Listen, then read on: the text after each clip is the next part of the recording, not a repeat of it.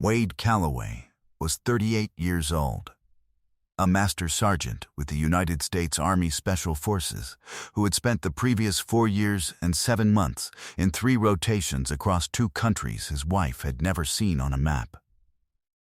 He carried a small leather notebook in his left breast pocket that he had filled and replaced 11 times over 14 years of service. He had been declared killed in action on a Tuesday morning in March of his 4th deployment, after his team's vehicle had been hit by an improvised device outside a village in the Hindu Kush, and the United States Department of Defense had notified his wife of his death 4 days later.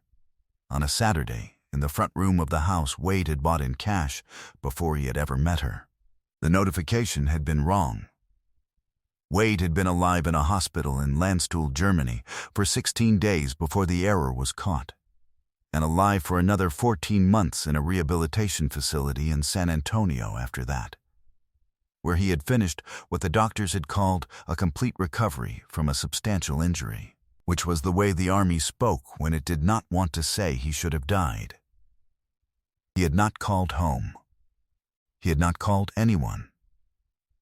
The Army had asked him whether he wanted the death notification corrected. He had told them no.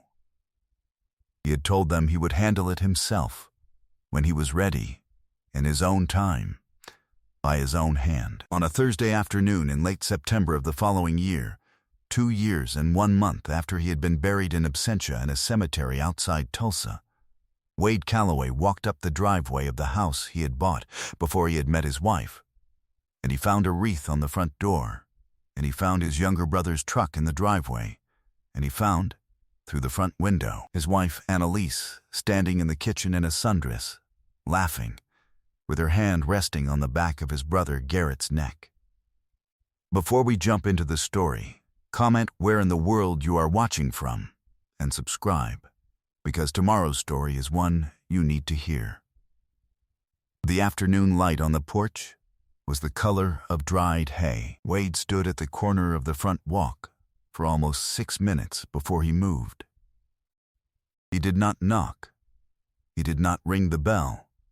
He did not open the door. He stood at the corner of the walk in the gray sport coat he had bought at a department store in San Antonio the morning he flew home, with a small duffel bag at his feet, and he watched the kitchen through the front window the way he had watched compounds through a window for the entirety of his adult working life. He noticed the wreath. He noticed that the wreath had been hung on a small brass hook that had not been there when he had left. He noticed that the porch light fixture had been replaced.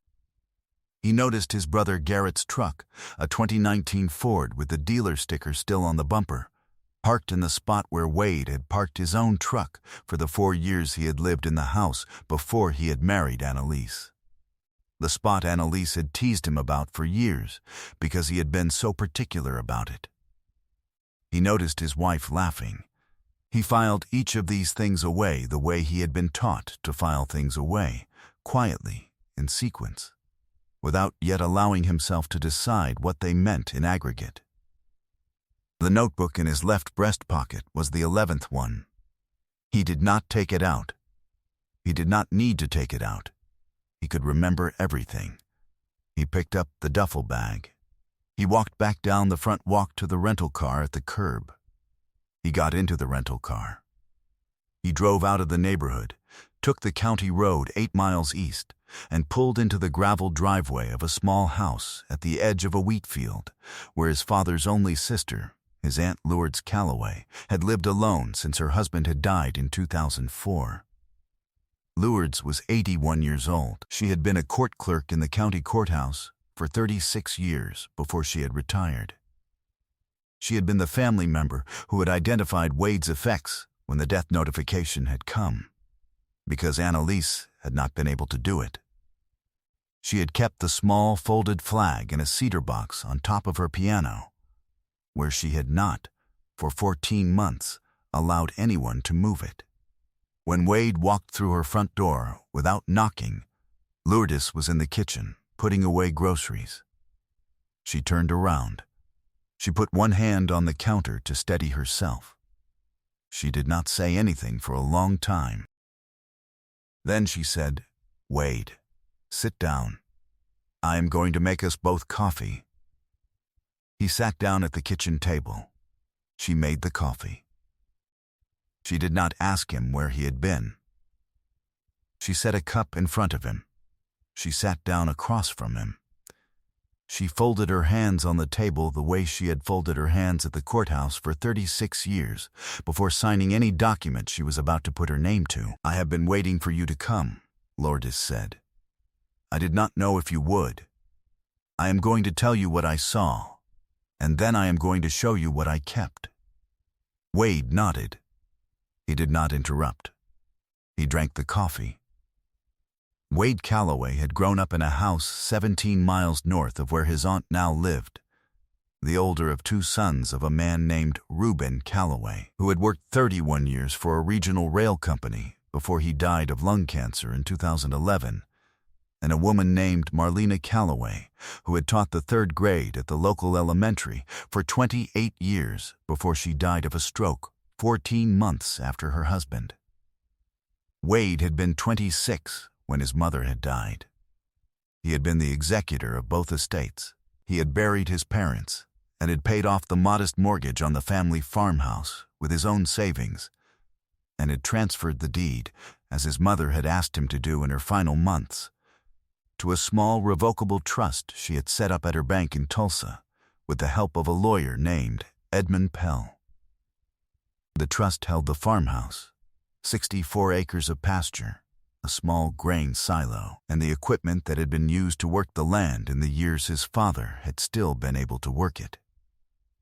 Wade had been the sole trustee and the sole beneficiary of the trust. His brother Garrett, who was 6 years younger and had been 20 at the time, had been told by their mother in the last months of her life that the farm would go to Wade because Wade had been the one who came home every leave to work it, and that Garrett would receive a separate cash bequest of $41,000 upon the sale of certain mineral rights that had not yet been transferred at the time of her death. Garrett had said he understood. He had said it the way a man says something he intends to think about later, when no one is watching him say it.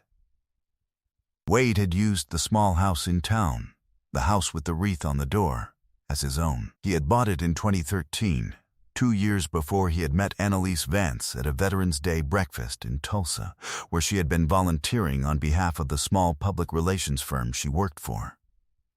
He had paid cash for it from his savings and a portion of a deployment bonus. He had put it in his name only. He had married Annalise in the spring of 2017. He had executed a power of attorney to her in 2019 before his second deployment, on the advice of a JAG officer at his unit, for the limited purpose of household financial management during his absence. He had executed, separately, a quiet instrument in 2019 that Annalise had never been told about. It was a transfer on death amendment to the trust deed his mother had created. It specified that, in the event of Wade's death, the farmhouse and the 64 acres would not pass to his estate. They would pass directly, by operation of the trust, to a small foundation his mother had named in her final months, a foundation that supported the children of fallen service members of the county, of which Lourdes Calloway was the sole administrator. Wade had signed the amendment in the office of Edmund Pell on a Thursday afternoon 9 days before he deployed. He had told no one but Edmund and Lourdes. He had done it for one reason. He had not wanted, in the event of his death, for the land his father had worked to pass to anyone who had not loved it the way his father had loved it. He had not had certainty at the time that Annalise would have loved it. He had been 33 years old, 2 years married, and honest with himself in the particular way men become honest when they are about to leave a country for one in which they may not return. Garrett had known about the trust. Garrett had not known about the 2019 amendment. That was what Annalise hadn't understood until now. "I am going to start at the beginning," Lourdes said. "I am going to tell it in order. I have written it down. I have the dates." She opened a black composition notebook on the kitchen table. The first entry was dated 4 days after the death notification. The handwriting was hers, neat and precise. Annalise had retained an attorney in Tulsa 3 days after the funeral. Not Edmund Pell, who had been the family attorney for 40 years. A different attorney, a man named Branson Kyle, whose practice focused on probate.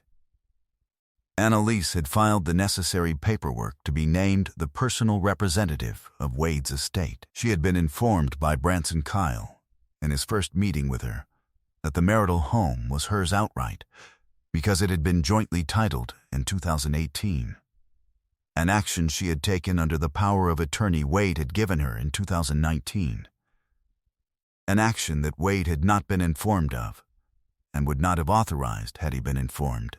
The 2018 joint titling had been backdated by Annalise herself, with the cooperation of a notary she had been seeing socially at the time, 3 weeks after Wade had been declared killed in action.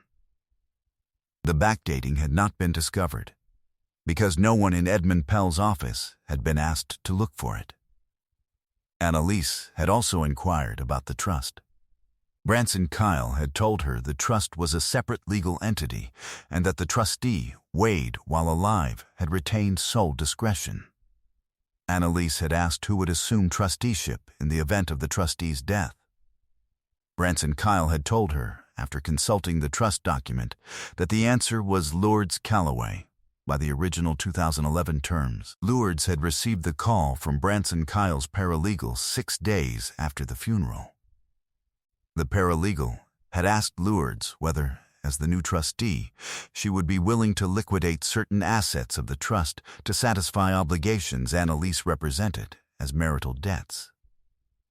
Lourdes had told the paralegal that she would need to see the obligations in writing, that she would need a full accounting, and that she would not be making any disbursement to anyone within 60 days of the death notification, per her own discretion as trustee. The paralegal had told her this was unusual. Lourdes had told the paralegal that she had been a court clerk for 36 years, and that this was, in fact, very usual, and that anyone who told her otherwise had not been in a courthouse very often. The next call had come from Garrett. Lourdes turned the page in the composition notebook. Garrett came to see me on a Friday afternoon in May, Lourdes said. 2 months after the funeral. He had been drinking. Not enough to be drunk. Enough that he was honest in a way he would not have been sober. He sat at this table. He said he had been thinking about his mother's wishes. He said that as the only surviving Calloway son, he believed he was the natural beneficiary of the farm. He said the foundation was a kind of charity that did not make sense to him, and that he believed his mother had been confused at the end. He said he had been talking to Annalise, and that she felt the same, and that the two of them had come to an understanding about how to honor Wade's memory. I asked him what understanding. He said they were going to be married by the end of the year. He said Annalise had loved Wade. He said he had loved Wade too. He said he believed Wade would have wanted them to take care of each other. Lourdes paused. She refilled Wade's coffee. I did not say anything, Lourdes said. I let him talk. He told me he had retained Branson Kyle as well.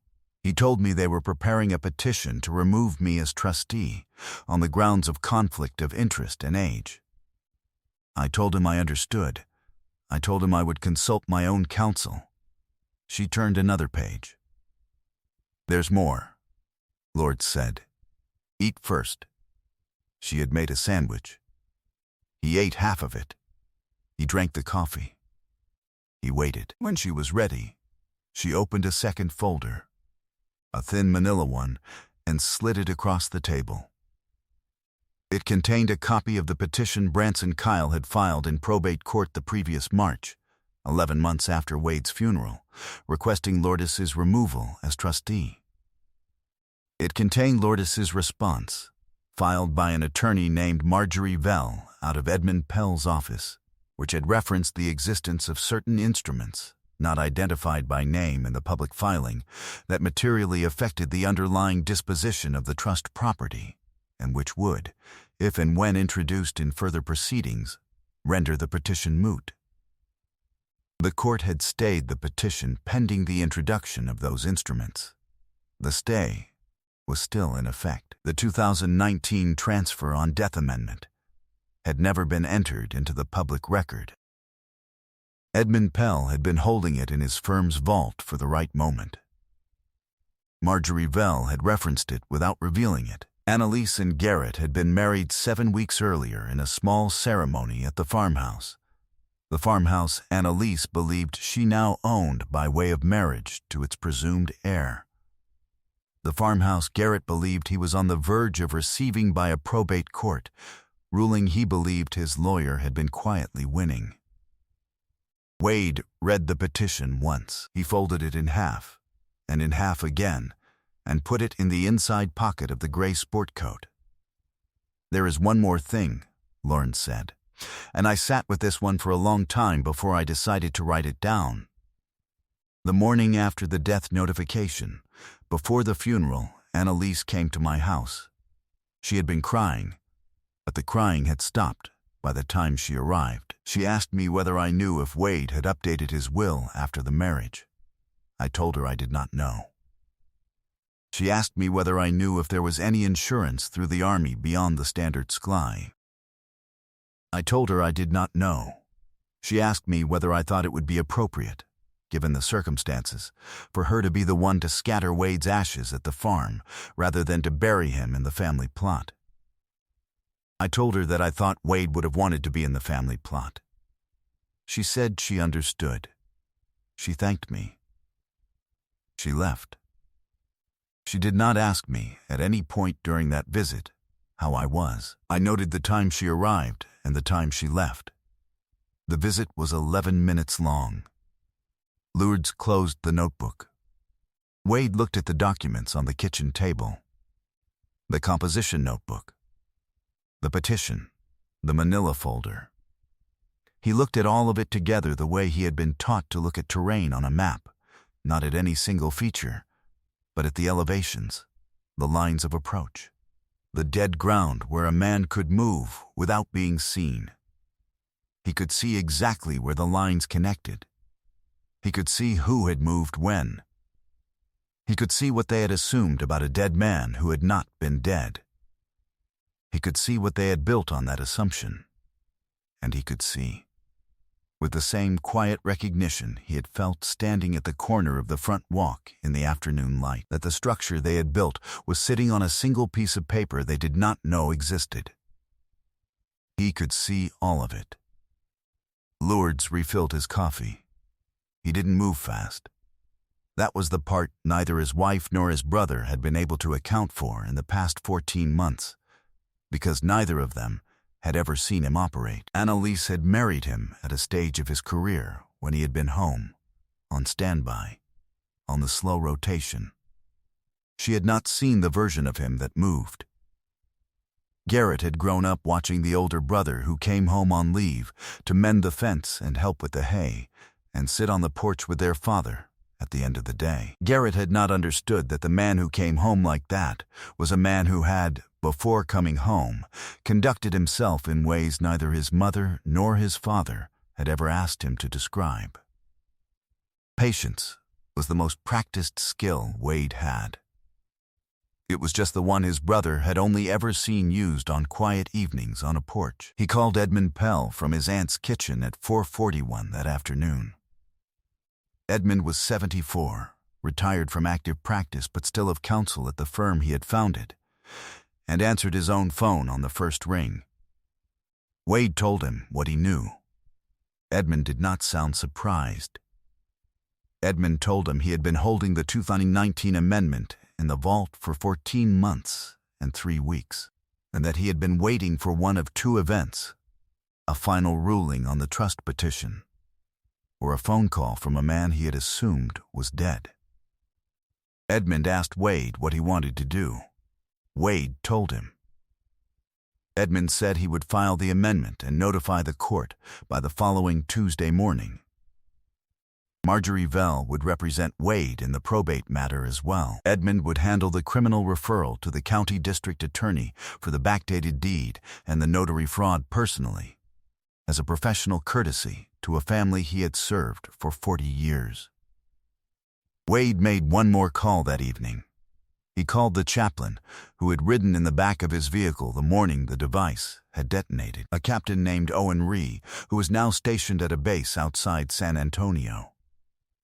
Wade asked Owen if he would fly up the following Tuesday and stand with him while he did something difficult. Owen said yes. Owen did not ask what it was. He arrived 24 minutes early. He liked it that way.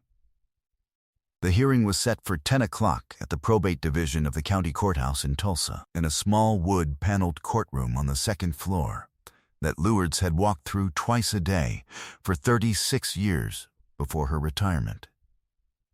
Edmund Pell met Wade at the courthouse steps. Marjorie Vell was already in the courtroom with the document. Owen Ree, in his service dress, sat in the second row behind the petitioner's table. Lourdes sat beside him in a navy dress. At 10:06, Annalise and Garrett came in with Branson Kyle. They came in together. Garrett had his hand on the small of Annalise's back, which was the moment Annalise saw the man in the second row in service dress, and then saw, at the respondent's table, in a gray sport coat, with his back partially turned, a man whose shoulders she had spent 2 years of marriage learning to recognize from any distance. She stopped walking. Branson Kyle, who had not been told, did not understand. He turned to ask her something. She did not hear him. She was looking at the back of Wade's head. Wade turned around. He looked at her. He looked at his brother. He did not say anything. He sat down at the respondent's table. The judge, a woman in her 60s named Lenora Hathaway, called the matter. Edmund Pell rose and stated that, before the court proceeded with the petition under stay, respondent's counsel wished to enter into the record a single instrument that materially altered the underlying matter. Marjorie Vell handed up the 2019 transfer on death amendment. The judge read it. She read it twice. She looked up over her reading glasses at the petitioner's table. She said, "Counsel, is your client aware that the trust property never belonged to the late Wade Calloway's estate?" Branson Kyle said, "Your Honor, may I have a moment?" He turned to his client. He spoke quietly to her. He spoke to Garrett. He turned back to the bench. "Your Honor, my clients were not aware of this instrument." Edmund Pell rose again. "Your Honor, I would like to enter, separately, the second matter, which is a civil filing concerning the marital residence at 1411 South Linden, the title to which was altered by petitioner Annalise Calloway under power of attorney on a date materially after the power of attorney's effective scope. The deed reflects a backdated transaction. The notary who executed the backdating has agreed to cooperate with the county district attorney's office in exchange for limited immunity. The matter has been referred. The respondent does not seek civil damages today. He seeks the deed to be voided." The judge looked at Wade. She said, "Mr. Calloway, the court would like to confirm, for the record, that you are in fact alive." Wade stood up. He said, "Yes, Your Honor, I am." The judge nodded. She made a small note on her docket. She said, "Then I will void the deed at 1411 South Linden, set aside the petition for removal of the trustee as moot, and refer the criminal matters to the appropriate jurisdiction." "Mr. Pell, your client has standing. Mr. Kyle, you have 10 days to respond. The bench is in recess." She gavelled it. Wade stood. He did not look at Annalise. He did not look at Garrett. He walked to the second row, shook Owen Ree's hand, kissed the top of his aunt's head, and walked out of the courtroom. He stopped once at the threshold. He turned. He spoke quietly, only for them. He said, "You both buried me on a Saturday. I was not dead. I came back the only way I knew how to come back. I have not raised my voice today. I will not raise it ever. The farm is not mine to give. It was never mine to give. It belongs to the children of men who did not come home the way I did. You will both live with what you did to me in the year you thought I was buried in that ground. That is the only sentence I have for either of you." He walked out without looking back. It did not happen all at once. The marriage between Annalise and Garrett was annulled by the end of the year, on the grounds that Annalise had not been legally widowed at the time of the second marriage. The bigamy charge filed by the district attorney was reduced, after negotiation, to a misdemeanor for each of them, on the strength of their cooperation. The fraud charges related to the backdated deed went forward against Annalise and the notary. Annalise pled to a felony charge of forgery and received 2 years probation and restitution. The notary lost her commission. Garrett was not charged criminally for the trust petition, because petitioning a court was not in itself a crime, but Branson Kyle was sanctioned by the state bar for failing to properly investigate the trust before filing. Annalise moved out of the house at 1411 South Linden within 30 days. Garrett moved out of the farmhouse within 14. Neither of them moved back in together. Neither of them moved very far. They lived separately in the same small city, in apartments that were smaller than the house they had each tried to keep, and they did not speak to each other again, because there was nothing either of them could say to the other that would not also have to be said about themselves. Wade did not move back into 1411 South Linden. He sold it. The proceeds were donated, at his direction, to the foundation that now held the farm. He moved into a small cabin Lourdes had bought for a song after her husband had died, on the back 40 of her own property, with a view of the wheat field. He hired 3 children of fallen servicemen as the first apprentices on the farm under the foundation's revised charter. He helped them with the harvest that fall. Owen Ree came up for a long weekend in November and helped them pull a transmission on the old tractor. Marjorie Vell sent Wade a small succulent in a clay pot the week the criminal matter closed. No card. He set it on the windowsill of the cabin himself. He watered it on Thursdays. On a Saturday evening in late October, 2 years after he had stood at the corner of his own front walk and not gone inside, Wade sat on the porch of the small cabin with a cup of coffee. The wheat field had been cut. The light was the long, low gold of the season. He could hear from across the field the engine of his aunt's old truck on the gravel road. He took the small leather notebook out of his left breast pocket. He opened it to the back page. He had written 1 sentence there, in his own hand, the morning he had flown home. He read it once. He closed the notebook. He put it back in his pocket. He finished the coffee. He went inside and turned out the light. I hope you enjoyed that one. Be sure to like the video and subscribe so you don't miss the next story. I've picked out 2 more for you that I think you'll really like.